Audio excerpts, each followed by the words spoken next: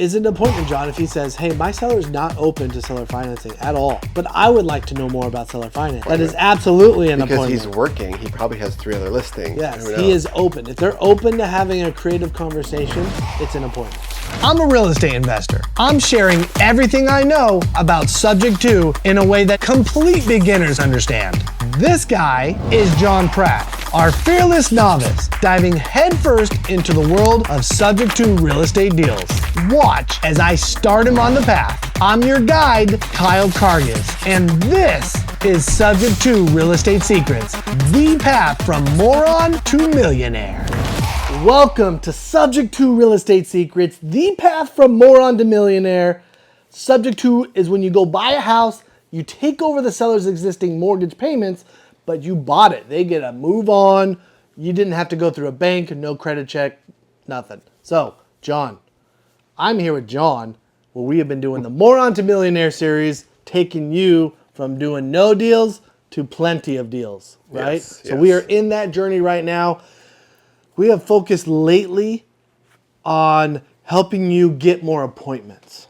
Yes. There's been a lot of episodes so far on getting all this set up. You've been making calls now. You're sending the LOI blaster, all that stuff. I've been super happy about that.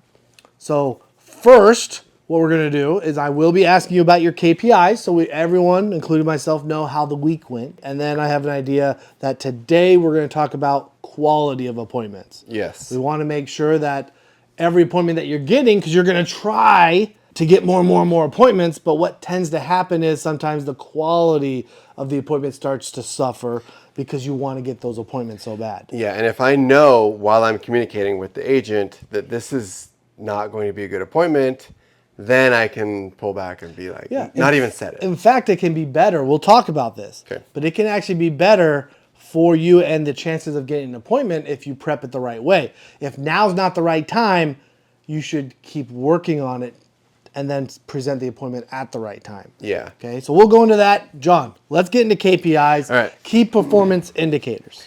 All right, so we have 4 of those, as we talked about in 4 episodes ago, maybe 5 episodes ago. Yes. The first one is LOIs sent. 54 LOIs sent. That's the whole week, 54. Okay, 54. And comparatively, what was last week? I think about the same. It's a little higher. A little higher? It was like 40. It was like... Yeah. And you've had times where it's only been in the 20s. Cool. I'm glad we're gotten you to the 50s. I still think we're going to have to get you to more. Mm-hmm. What, like 300? Yeah. For a week, to send 300 LOIs should not be a big deal. I'll have to find different ones than the filter that I'm using. I'll have to build different lists. Correct, because you're out of people. Yeah. Yep. That is the normal thing to have happen. Okay. So we'll talk about that. But that goes back to what we've been talking about of how do you increase more appointments. That's what we have been working on. Yeah. Okay, so we will still have to keep working on that. When we have a new episode and I'm helping you move on, this isn't, hey, forget everything I've talked to you about and stop doing it. You keep doing everything, so you're going to keep trying to get more appointments as always. So, first thing on the KPIs, great job. We are going to need to get you at a higher number for LOIs. Okay, so we're going to keep working on that. Okay, what's the second KPI? The second KPI is responses from those LOIs. 7 responses. 7 out of 50. 55, right? Yeah, whatever, yeah. Okay, so you're well over 10%. Mm-hmm. You've hit 10% before, 12%, but you've also had lower. Yeah, I've also had the lowest I had, I think, was 3%. Yeah. The highest is 23%. Exactly. Something like that. Okay, so we're out in the middle, but I would say if you're not getting a 10% response rate, if you're getting a 10% response rate, that's pretty good. Around 12. So you actually got a pretty good response Sort rate. of guessing. Okay, yeah. Okay, the response rate is directly related to the parts that you can control about what's related is going to be what's in the LOI, how you're presenting it, who your list is that you're sending it to. Do they align with the need of it? Yeah. Right? What's their motivation level? All those things affect your response rate. Yeah. Is it going to spam or is it going to their inbox? Correct. Deliverability, right. Conversations. Now this is where we split it this week and probably Correct. forevermore. A little different. We used to have the next KPI would be conversations, but now we split it into conversations from responses and conversations from not responses. Yes. So conversations from responses was 3. What did I say? 7 responses. So 7 people responded back. 3 of those 7, you spoke with them. Yes. Okay, Yes. so almost 50%. And you had how many conversations? From those responses, 3. And then conversations not from responses, 3. So that's just me calling, no matter whether they responded or not. You just reached out to people, which yeah. is good. And you got into 3 more conversations. So good. So 1, this is teaching you that you want to have a marketing method like LOI Blaster. You are finding the people that are motivated, and it's trying to create warm leads for you. And you were able to have 3 conversations, warm conversations, because they responded to your LOI Blaster. Yes. The other 3 that you had weren't as warm because they didn't respond. Right. So some of them might not have known who you are and that you even really responded.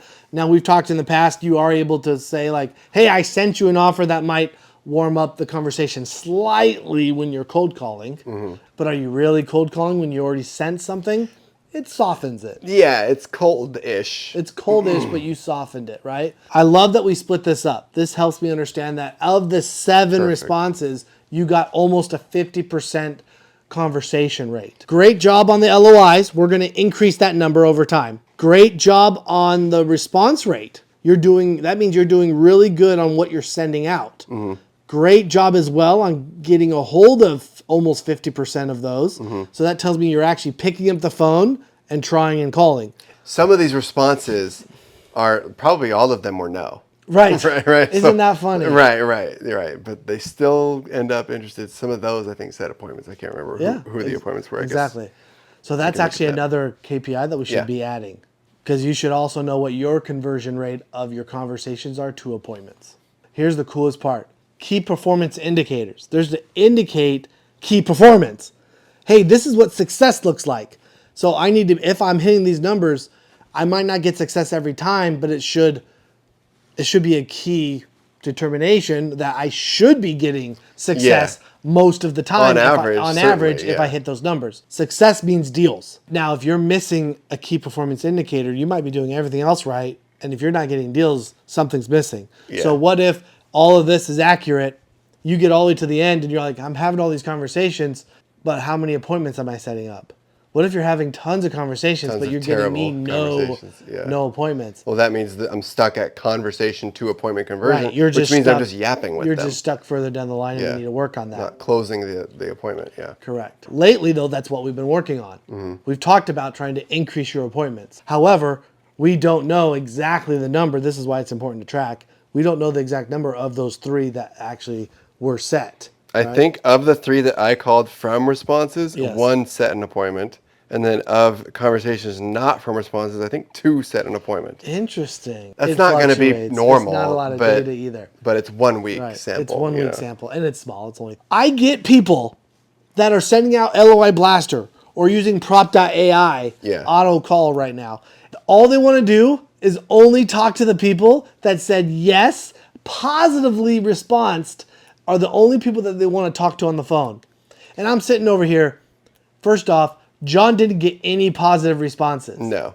If you would be playing by their rules, you would have gotten 0 appointments this week. Right, because I would have only called 0 people. Because you would have only called 0 people. Yeah. So you'd have to up the volume to like 1,500 per week. You have to go way higher. In order to get that.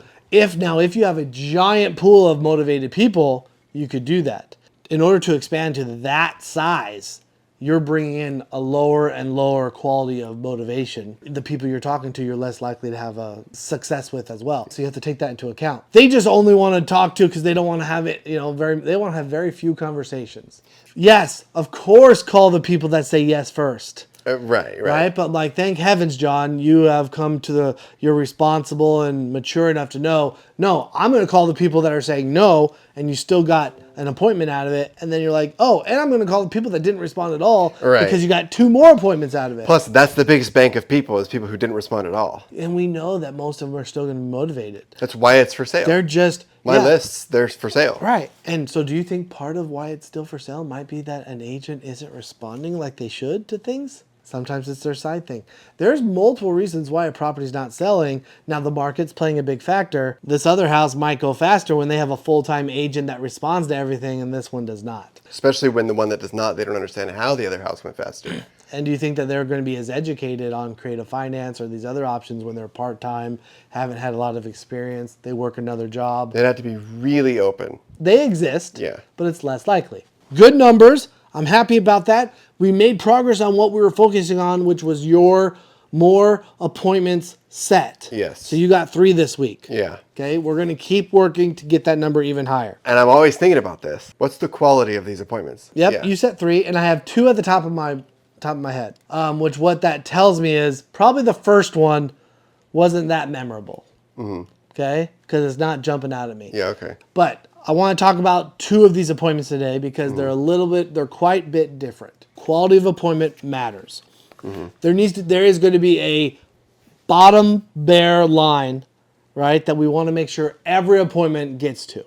If you don't get them to cross this line, it's not an appointment.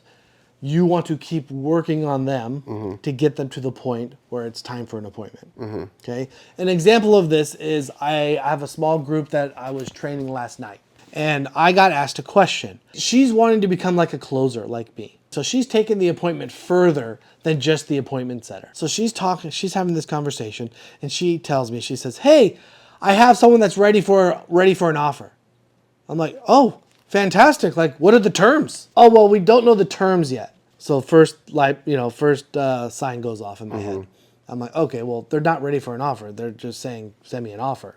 Now, for any number of reasons. Right. Yeah. Now, for her sake, I think she's progressed the conversation a lot further than sometimes you'll hear from agents at the very beginning, send me an offer. They're just trying to either get you off the phone or they don't want to waste time with you. I think this one, she's building a relationship there.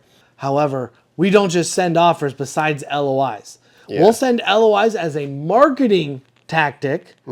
And then sometimes in some situations, we might send an offer to a seller if they really are the type that needs to see it in writing for their brain and everything to progress further. And for the viewers who are like me, new Rainmaker type people, the LOIs still are valid. You signed them, so they should be serious, but like also it's your foot in the door. Yeah. It's the marketing. Yeah.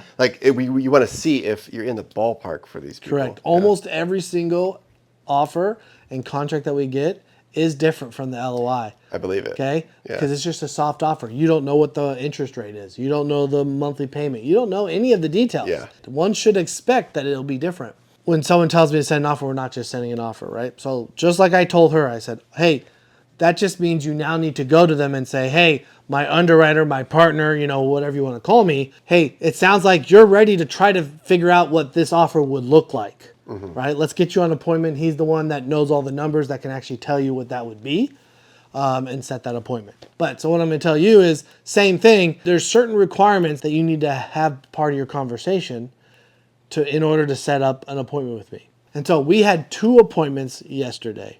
I'm sorry, 1 appointment last night, and I already had 1 appointment this morning of yours. One was Ron, who was this morning. Right. Okay, one was Tim. Okay, Tim was last night. Let's talk about Ron this morning first.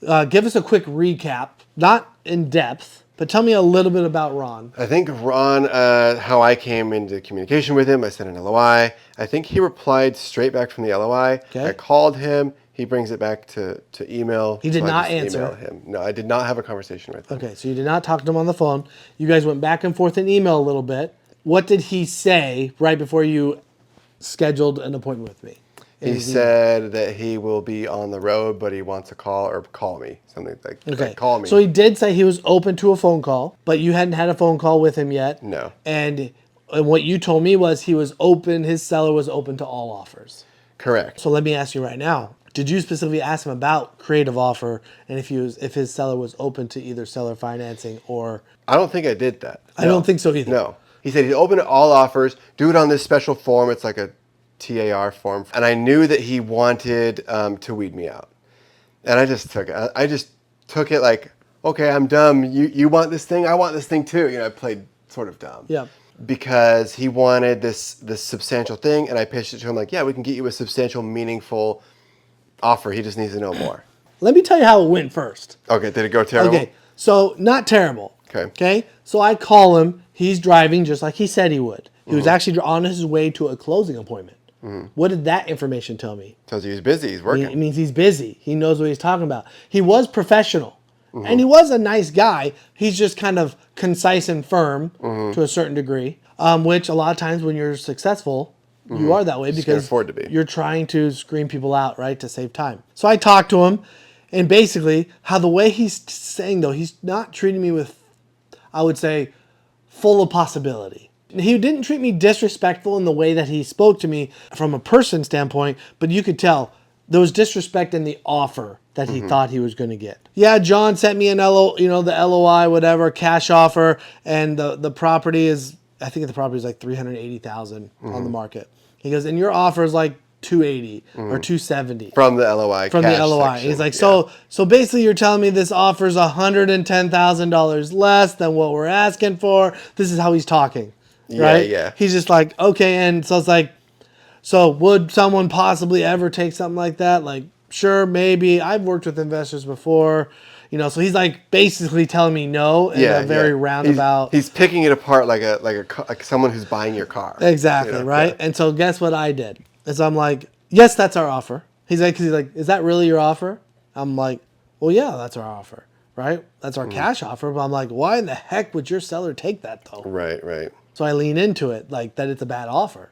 Right? I'm like, I didn't think that'd be a good fit for your seller. Unless the house needs a bunch of work, which from the pictures, I didn't think it did. Like, unless your seller's in some position, he's like, no. I'm like, yeah. So like, there's probably a 1% chance that would line up with what you're wanting. He respected me because I did not try to push the cash offer. Yeah. I was like, I don't think this is the right fit for your seller. And I said, well, what about the other offer?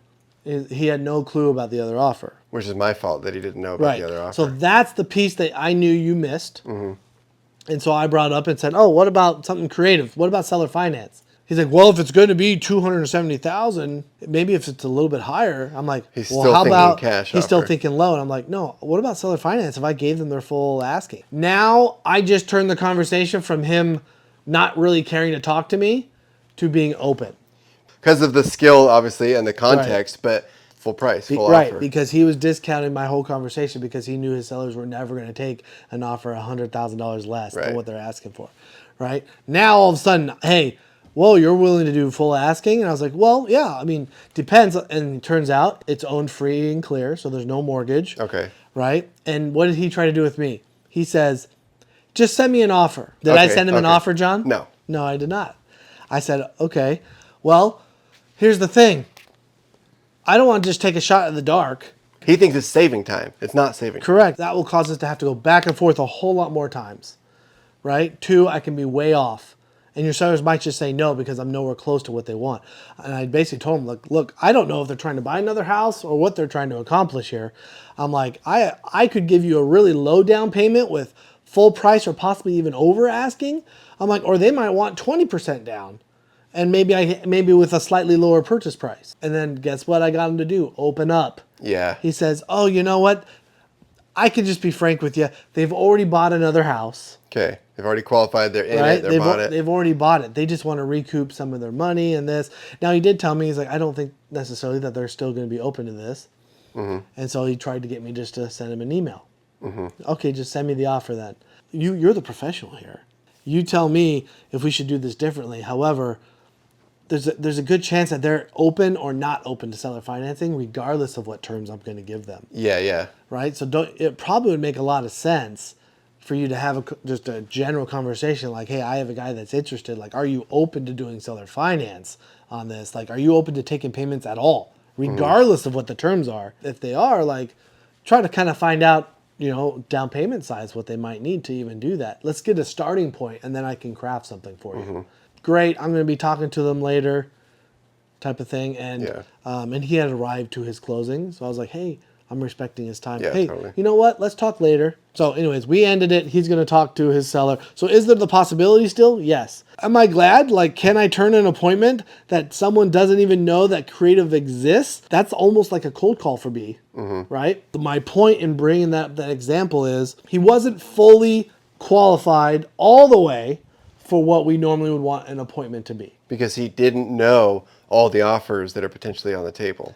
Now, he doesn't necessarily have to know all the offers. He just needs to be open to talking about like one of the offers that we have. Yeah, okay. Does that make sense? Yeah. Which could someone argue and say, hey, he knew what the cash offer was, but he really wasn't open in talking about it. It was a joke. And you know it, and I know it, and he knows it, that the cash offer, 99% would not make sense. Right. In fact, for all him, he did when we got on the phone was just like, oh, that's your cash offer? Like, I'll present it, okay? Like, that's kind of a pointless of a call. What it really comes down to is if it's just cash, one, you need to be saying, okay, I mean, you got the number. Like Kyle's the underwriter and he'll be able to get a real exact number for you, right? This is like a ballpark, but like is somewhere around this something that the sellers might be open to? And if so, let's get this appointment scheduled. Yeah. If you really think they're going to stick close to asking price, right, then like the appointment's probably just not even worth your time. Or just someone else I talked to yesterday or the day before, they're lobbing me numbers. I got them to lob me numbers.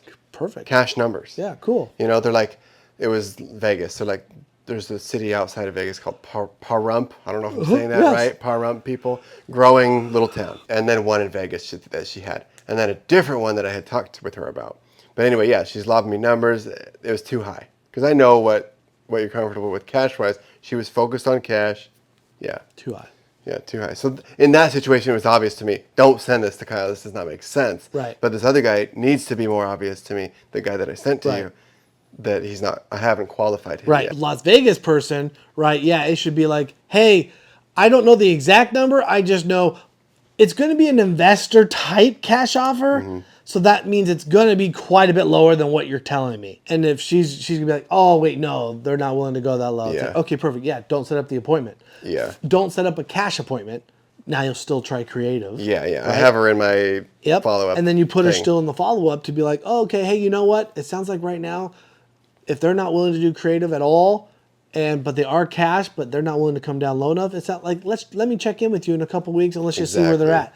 And at some point, they might come down in their offer cash-wise, or they might open up to creative. So good job. Yeah, because she did two things. She gave me more listings that I didn't know existed. Perfect. And she lobbed a number. You're building a relationship with them, right? Yeah. Now, Ron, the thing that you should have done would have been like, if it was cash, something similar. He already got the number. It just would have been verifying like, hey, let's be real. I don't know if this is the exact number. Kyle's going to be able to tell you, but are they going to be open to something around that? Because that's what it would look like if it's cash. Yeah. If he's like, no, not really. Well, then don't set up the cash offer.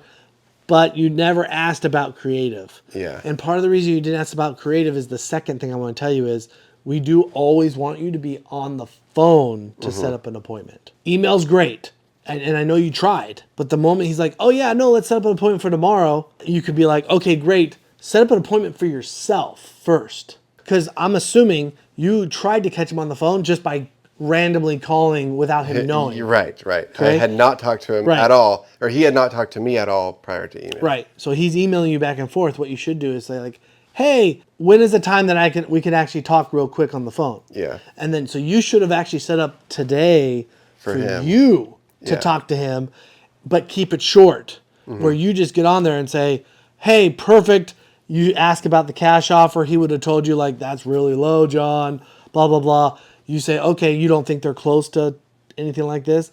Oh, okay. Hey, well, what about seller finance, the other offer? He would have been like, what are you talking about? Yeah, He didn't see the second one. You would have then been able to set up an appointment with me for later today, but the appointment would have actually been a seller finance appointment. He would have already known about it. He might have already been able to talk to his seller to see if he's open to creative. I could have taken it to the next level. Does that make sense? Oh, yes. Okay. Let me ask you this about that real quick. There's like all this creative stuff in my offer, in my LOI, way before there's a dollar sign. Right. But they just see the dollar sign. They like scroll to the bottom. Just Should the I numbers. put a dollar sign next to a creative offer? They can get full price this, if this, and this, if it's seller finance, just so they look at it. Remember, the whole point is for them that one deliverability that they get it. It's a marketing tactic. Yeah. Now, you can play with it. The question then that you're asking really is, if I change some of this, would I get more response on the email?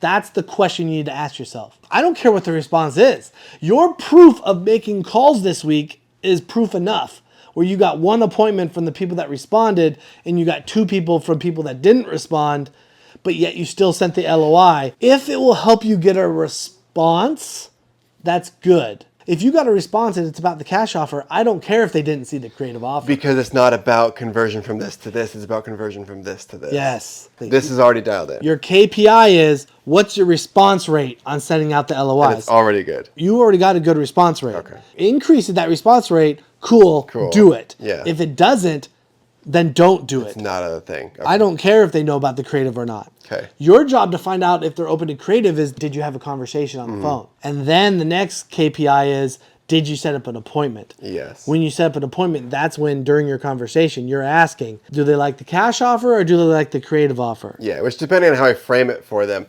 it's an easy no. They just by default, every nerve in their body wants to say no. Exactly. Because they're waiting for traditional. And that's where your skill and practice comes in on how to deliver that conversation and how do you help them overcome their challenges so you can actually get it to an appointment. With all that said, you got to these appointments. We already talked about Ron. Yeah. Let's talk about Tim. Yes. Okay? Last night. Last night. Yeah. Tim's conversation went quite long. Tim's conversation was completely different.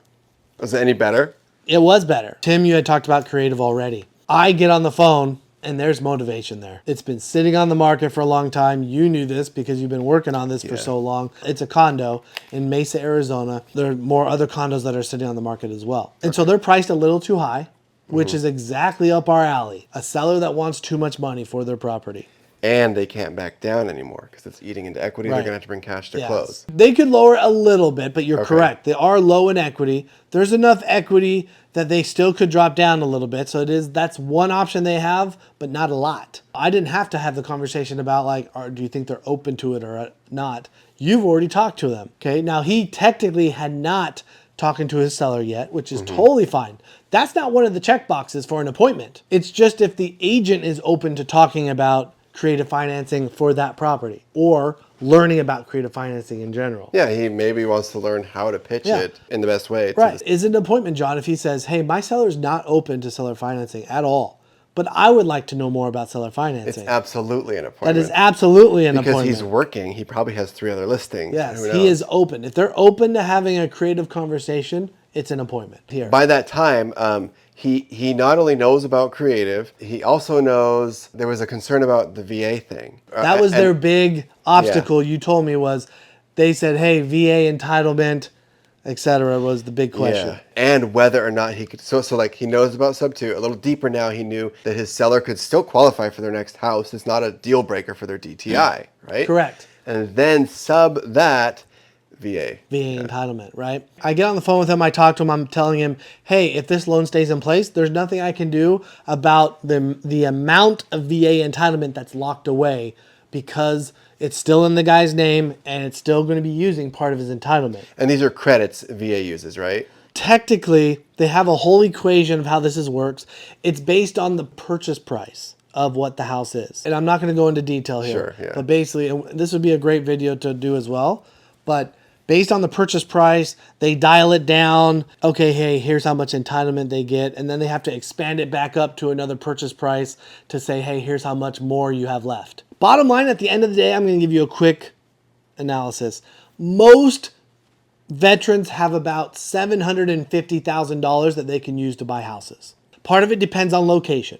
Most locations are around $750,000. And this is not exactly how it worked. Do not take this as gospel, guys. Yeah. Okay? But in this case, he should have about $750,000.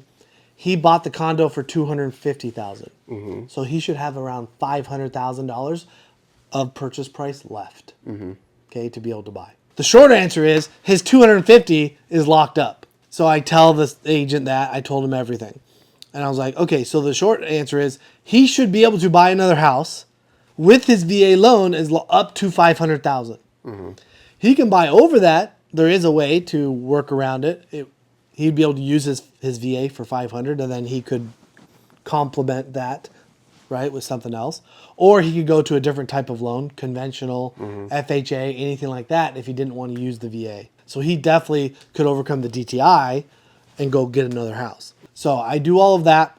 It goes very well. The guy's like, hey, you know what? Let's get my seller on the phone. Like, Right then? Right then. Okay. I'm like, dude, let's do it. Yeah. I love this. Yeah. He tries. He's unavailable. We just keep talking because he really wants this seller to get on the phone. Yeah. We just keep talking. Eventually, he's like, he's calling. So we jump onto a 3-way call. Seller gets on. I have to go through the motions a little bit again. I explain what we're trying to do here, etc. And it goes pretty well. And then it gets to, once again, he says, I think I'm understanding it all, but you know what? The biggest thing here is I need my VA benefit, and if I can't have all my VA benefit, this is a no-go for me. Interesting. Where did that come from? Very stern. A But that's place- before I explained it Yeah. to the seller. Yeah, okay, because he didn't understand something. Yes. Okay. So I explain almost everything except for the VA part, and that's what he says. Yeah. Really hard line, Yeah. right? And I said, okay, well, and I explained it just like I just did to you. And I said, hey, the answer is yes and no. The answer is no, I can't get you your $250,000, but the short answer is you could go buy another house. Turns out he says, oh, I actually just closed on another house. But that goes back to what that's Using- opposite of what he said. He goes, Interesting.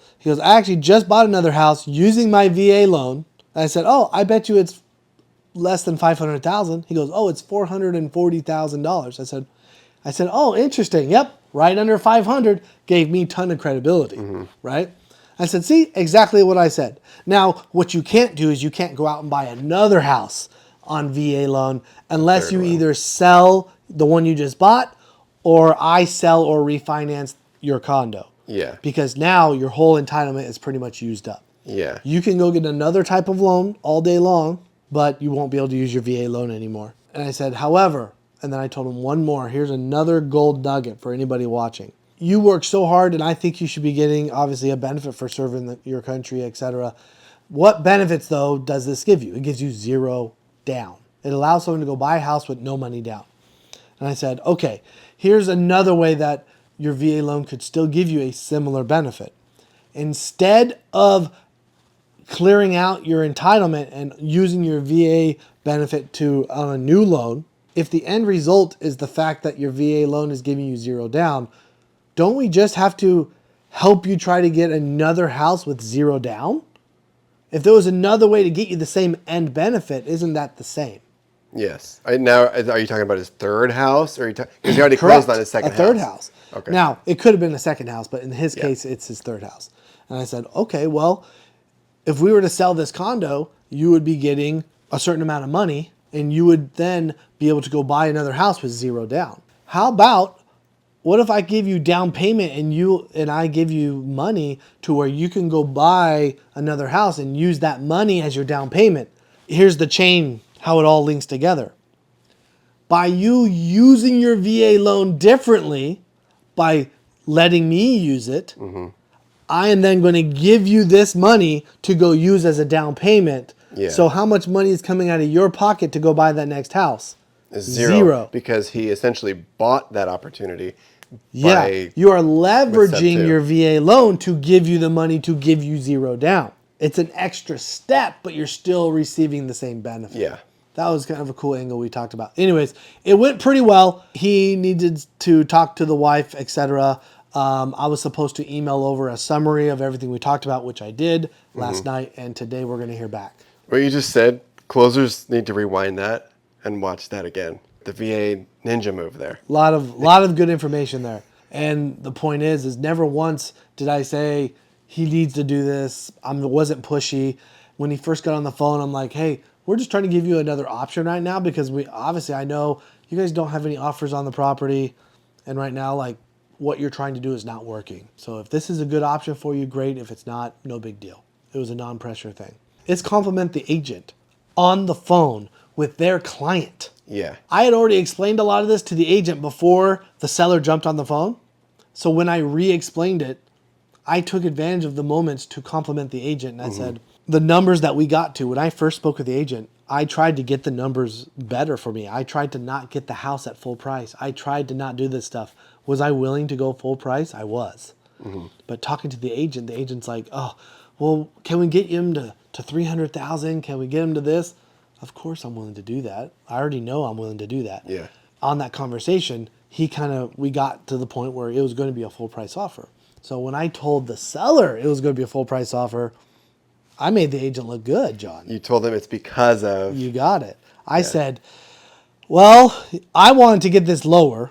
Yeah. And instead of giving you a lower offer, I'm like, Tim got me up all the way to a full price offer. Yeah. And then he goes, win. Huge win. Your Exactly. honesty is a win. Yep. Tim's work is a And win. Tim's on the line. And Yeah. Tim's like, it was great. Yeah. I'm like, yeah. I'm like, Tim worked me and got me all the way up to a full price offer. Yeah, that's stellar. Yeah. At 300, right? And so we're talking about that, and then I used it again when it came to timeline. They started asking, well, how long is this loan going to need to stay in place, and when am I going to get the rest of my money? And I had told Tim earlier, well, yeah. I'm like, well, a lot of people it's 30 years, and I said, well, but I can understand that this is only $45,000. Like he might want it a little faster, and so with Tim, I had said, oh, maybe like around 10 years or something we can figure out. When the seller got on the phone, I said the same thing. I said, I mean, I'm imagining though 30 years, you're not really going to want to do 30 years. In fact, Tim worked me and got you all the way down to 7 years. Yeah, yeah. Which if you're comparing it to a month, seems like a long time, but you're not comparing it to a month. I'm comparing it to 30 years. Yeah. So one, why did I say 30 years on the phone? I wanted to give them a comparison that was way too long. So when I say 7 years, it seems short. And it's realistic, 30 years. It's really, Yeah. right, exactly. Yeah. And I complimented Tim in the process, and I gave Tim the credit for getting me down to 7. I'm like, and Tim's already worked it and got me to come all the way down to 7 years. So I'm like, this is what it would look like. And to be fair, some crazy event, let's say the seller's watching this, it's true. Like Tim is. He did. It's a beautiful meshing of needs. Yeah, I'm not just making it up. Yeah. I tried to get a better price. I tried to get longer term. Yeah. Tim did push me and get me down to a better term. Yeah. So why would I not give him credit on the phone? Right. This has kind of turned a little bit into like, I talked a little bit more about the closing aspect, and it's okay. But it's the conversation that couldn't happen if I didn't qualify. And that's the point. The point is, I couldn't have that same conversation with the seller getting on the three-way call with Ron that I could with Tim. And that's because Ron wasn't fully qualified. Yes. He didn't even know about creative. Yeah. So that means I had to have the basic creative conversation with him instead. Yeah. Like I had to be the one to intro creative to him and say, is your seller open to this? And then I said, have a conversation with him and let me know. That conversation could have happened with you. It should have happened with you ahead of time. Does that make sense? Oh, yes. Yeah. Versus now you can see when it's a qualified lead, look at what it could become to the point where I even had a third party three-way call with the seller on the phone. I emailed a summary of what the exact offer is. We're supposed to find out today if it's possibly going to work. I offered to even meet them in person at the condo. We have a real possibility here of this working out. And guess what that interest rate, John? You have no idea probably, do you? Sub 5 is my guess because that's what I filtered for. But sub 5. Sometimes I get wrong information from where I pull data. So the good news, John, is we're in the 2s. 2. I love it. Right? 2 is pretty rare. That's a good deal. It is a good deal. Take over a condo, take over a property in the 2%. Let's see if we can make it happen. Yeah. So here's the quick summary of that condo. They want $300,000 for the condo. My offer to them is the agent, he's at 3% for his commission. He should be at 4% if there's no buyer's agent on the other side, if he's having to do kind of both sides. 4% would put him at $12,000. He's willing, on the phone, on the three-way call, he told the seller he's willing to do just $10,000. Here's the summary. I'm going to purchase price of $300,000. I would give them $20,000 of cash. $10,000 to the agent, $10,000 to the seller. Okay? And then the seller is getting a lot more money because he's getting the purchase price of $300,000. He owes around $300,000 and I want to say $33,000. So at the end of the day, there's $66,000 in equity, and then you have to subtract the $10,000 that I'm giving to the agent, right? Which would be $55,000. And then I'm giving the seller how much? $10,000 as well. So basically that's where the $45,000 comes from. So he'll still have a seller carry of $45,000, okay? And that's what would be due 7 years down the road, okay? No payments. So it'd be taking over their mortgage. That's about, that mortgage payment I think is about $1,100 a month. There's a $300 a month HOA. So you're around $14,000. Management expenses, right? So then you could rent it for more. Yeah, okay? rent it. What do you think it would rent for? 19? They have it for rent right now at 18 with crickets. Interesting. Okay, 17, Okay? 16, So 50. 16, 17, something like that, right? Not a lot of money to be made. I think it's at least a break even. And that's this year. Yes, correct. Break even. Yeah, next so year. it's at least more. a break even this year, if not a little bit of profit right now. And then as rents go up, you would just make more money. Let alone the biggest advantage is it's 2 point whatever percent. Yeah. So your loan pay down's also really good. Yeah. Right? And think about your blended rate of that. If you're at 2.75% for the mortgage and 0% financing for $45,000, you're at like 2.2% or something on average, right?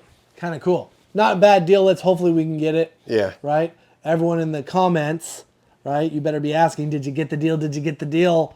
And I'll let you guys know in the comments Stellar. whether we're going to get the deal. Of course, we're going to get the deal. Hopefully that helps. Lock it in, what a quality appointment is.